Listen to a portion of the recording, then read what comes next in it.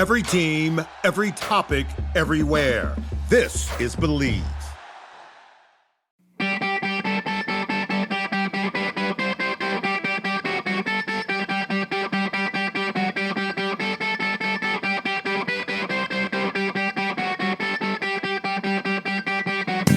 Here we go with another Short Shifts episode. 10 minutes are on the clock. Jeffrey Lavecchio, Jehu, the Tap Man himself, has no idea what the topic is going to be. But Jeffrey, should you choose to accept this one, we will have fun today. Are you ready to go? I always accept, Okay. unless it's a collect call. Baby, it's a boy. Bob, we outta baby, it's a boy. Oh my God. For those that don't know, 1-800-COLLECT, way back in the day. Whenever I needed mom to pick me up from the mall with my buddies cruising for chicks for 2 hours, yes. Mom, don't accept the charges. Pick me up at the Rite Aid. Oh, God. Okay, now that we're a minute in almost, I want to talk about bench energy. Oh, okay. I want to talk about bench energy and how Let's important go. bench energy is to a successful team, successful game, successful season, whichever way you want to take it, brother. Bench energy. Let's go. Are going to the Roxbury. We're going to get into the Roxbury. Thank you. Bench everything, man. I will also say this, though. Different teams have different bench energies, and they can be positive. You know, like there's some teams who are more quiet on the bench and they're sitting down the whole time and they're organized but that's how they do things and it works for them and they're still talking to each other. There's some teams who are standing up the whole time and more boisterous and moving around and all that type of stuff. Whatever you know, your team identity is, I think that, you know, you got to be true to yourself and you have to be honest with yourself and things like that. But got to be talking. After every shift, talk to your line mates. After every power play, talk the whole power play. What are we seeing, guys? You got to, you know, and that talking like that brings energy. Also, massive one for me. If you're on the bench and there's players coming close to the bench, talk to them, be their eyes. Like you can instantly make players better that are playing in the game. Yeah. Heads up, coming. You got time. They look up, they see the D-man pinching. You see your player look down and that D-man backs off. Whereas some players would just chip it because their scan was they thinking they're coming. But you're right there. You can be yelling, time. He's not pinching. And you just helped your players break out of the zone by being energetic on the bench, paying attention to the game, and helping be the eyes of the players on the bench. And I also think that body language on the bench, massively important. As you're coming off the bench onto the ice, as you're coming back, as coach is talking to you, all these things. There's so many little intricacies that if you focus on little details on the bench, all of them add up to a lot of different things that will help you be a better hockey team and win more games. Totally, man. Excuse me, frog in the throat. What is your experience like with bench energy for the good teams and the bad teams that you've been on? Is there a difference? I was always a leader on every team I was on, and I wouldn't let a team have bad bench energy. So like that, if I played on the team, that wasn't a thing. It wasn't going to happen. You know, I've been on teams where maybe even though we weren't the best team, still like don't allow that stuff. Leadership can't allow that stuff. You know what I mean?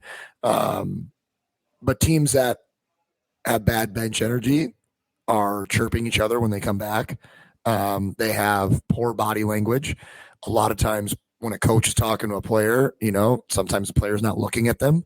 So like little details like that, because the other guys see that and they pick up on that. And then, you know, it's just like it brings the energy down. It brings a dark energy. Toph and I, we used to talk about all the time, energy vampires, energy givers, or energy vampires. And on the bench, you want to be an energy giver. If you're not out there playing in the game, well, there are things you can do to help the team be more positive, help the team be in a better headspace, just help the team in so many different ways, just by how and what you're doing on the bench. The good teams, you know, there's a lot of talk and it's not chirping. It's what did you see here? What? Okay. All right. Let's do this next time. And, you know, talk to me here and it'll help with this, or, you know, it's just a much more positive conversation, positive body language, just all around more positive. Is it positive? It's pretty positive. pretty positive. Yeah, man. I'm a huge believer in bench energy. I think it's so incredibly important. I also think teams that are closer away from the rink have much better bench energy. Oh, Would you agree to that? yeah, totally. Like a tighter team's going to have better bench energy. I think I've been on a few benches where, and maybe you have too, where there's like a divide between the D and the forwards, and the forwards like get pissed at the D, like for not getting them the puck. And then the D are like pissed at the forwards, where it's like, well, you weren't open. Like, what the frig am I supposed to do? Have you ever been on those benches? Like games, not like seasons, but like Yeah. maybe it happens in a game or something. Yeah, man, that's you got to nip that in the bud right away, Ooh, because yeah. that is not a good thing to be happening. No. And you said though, what did you just say? You said they're tighter away from the rink, Yeah. and they're just a tighter team in general. It's because you respect each other, and when you respect each other outside the rink and for what you bring to the team and all this stuff, you're going to respect each other more on the bench. It's a circle. Yeah, man, like interactions away from the rink and the bonds that are created through team building, not just like formal team building, but like informal stuff, just hanging out together as a group, doing things together. Like that stuff is so important to winning championships.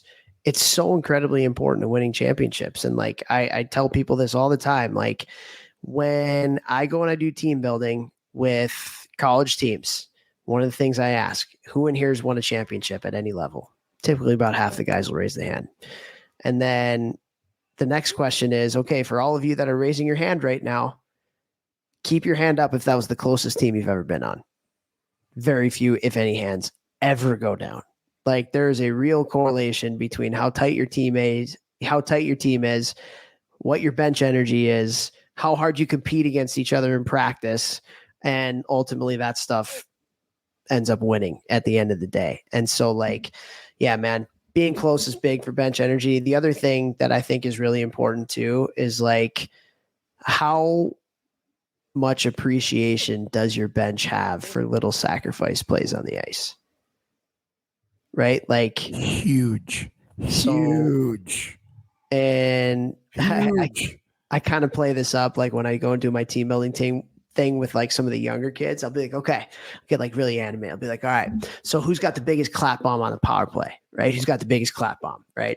And oh, it's this guy, it's Vex. Okay, Vex, you're at the point. All right, who's the half wall guy? Who's the silky guy? Who's who's gonna feed everybody, whatever. And it's like, oh, that's Muntz. Okay, Muntz is going to be the half wall guy. Vex is going to be, okay, Vex, what hand do you shoot? Okay, I'm a lefty. Boom. All right, so you're over here, you're getting ready, like you're on the power play. Muntz feeds you, you get all of it, right? Slap shot, one timer. And who's your guys' rival? Oh, our rival's like the Chicago Young Americans. Oh, well, some guy in the Chicago Young Americans lays out to block that shot, and all of a sudden the Young Americans bench goes nuts, goes absolutely nuts. What does that do to your bench? And they're like, yeah, like everybody just kind of, you talk about body language, right? Like everybody kind of sinks. But then I'll flip it and be like, okay, who's the PK guy on this team that's going to eat pucks with his teeth? Okay, that's Vex. Awesome. All right, who's a guy in the Young Americans who's like their top D man? Oh, that's whoever. All right, so whoever gets this one timer, boom, Vex like eats it with his face, goes outside the zone. Your bench goes crazy. What's that do to your bench? Oh, we're all fired up. And then what's that do to the other bench? You look over and it's like everybody's kind of sunk. Like bench energy is so big for momentum with those little sacrifice plays. And I'm talking about like blocking a shot. I'm talking about like an awesome back check. I'm talking about like a defenseman going back on a retrieval on the penalty kill and takes that extra half a second to make sure the puck gets out of the zone, but he's going to get smoked because of it. But he still gets the puck. Like those kinds of things, those are like culture, like freaking bench energy. Like I love it. It's such a like not a tactical. It's such like a mental warfare. Tactical, yeah, but it's like a mental warfare, mental battle between your side and the other side to gain and lose momentum. And I know if I'm looking across the ice at a team that has awesome bench energy, like I'm thinking like, man, those guys love each other. Like they got a pretty good culture. And it makes you a little nervous, And so dude, I'll never forget the story that you told me. We were playing against you in the USHL. I was on Omaha, you were on the Steel, And I think we were winning 5-3. There was like 3 seconds left. One of your big D men ripped a clapper. I laid down, ate it, and my bench went nuts. We won the game. The game was over. It was the last shift. You weren't going to score 2 goals in 10 seconds. And I remember talking to you in years after, or maybe even that year, and you were like, yeah, my coach loves the way you guys play. You blocked a shot. You're up 2 goals. We're not going to tie it. Then you didn't need to block that, and your whole bench goes nuts. What the hell? And it's like, yeah, like that screws with your guys' mind. And we're celebrating more on a block shot than we are with a goal. Well, how bad do you want to win if you're selling that hard on the little things? You know, it's like Toph said here. It all goes hand in hand. It's everything, man. All right, time's up. Share the show. Share it.